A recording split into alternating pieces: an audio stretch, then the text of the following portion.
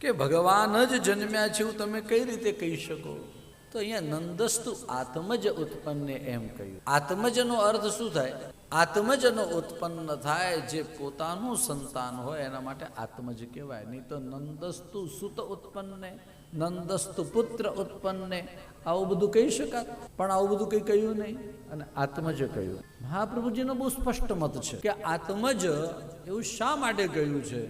મહાપ્રભુજી એમ કહે યસ્ય યથા પ્રતીતિ, જેની જેવી પ્રતીતિ. નંદ બાવાને એવી પ્રતીતિ થઈ કે આ મારો જ દીકરો છે, બહારથી આવેલો નથી, એટલા માટે આત્મજ કહ્યું. પણ એક બીજી વાત વિશેષ રૂપે કહી કે જો પ્રભુ યશોદાજીના ગર્ભમાં ન હતા તો પ્રભુ સ્તનપાન ન કરે.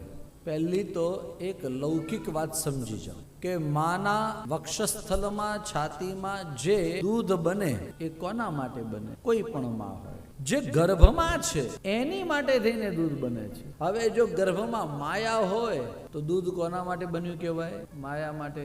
તો ત્યારે એક વાત સમજો, જે પુષ્ટિમાર્ગીય વૈષ્ણવો હોય એને સ્પષ્ટ રૂપે ખબર છે, અથવા જેણે શાસ્ત્ર ભણ્યું છે એને ખબર હોય કે કોઈ પણ સામગ્રી આપણે પ્રભુની માટે પધરાવીએ તો જ પ્રભુ આરોગ, નહીં તો પ્રભુ આરોગતા. તો જ મારી વાત. બહાર ગયા ને તમને સારી લીચી જોઈને તમને એમ લાગે કે મારા દીકરાને બહુ સરસ ભાવે છે, ચલો મારા દીકરા માટે લઈ જાઉં. પછી ઘરે આવ્યા પછી એમ થાય કે નહીં, દીકરાને તો ઠીક છે પણ મારા પ્રભુને પણ ધરું, તો ઠાકોરજી લીચી આરોગે नहीं. ये तो आप जानते हैं, आप मानते भी है.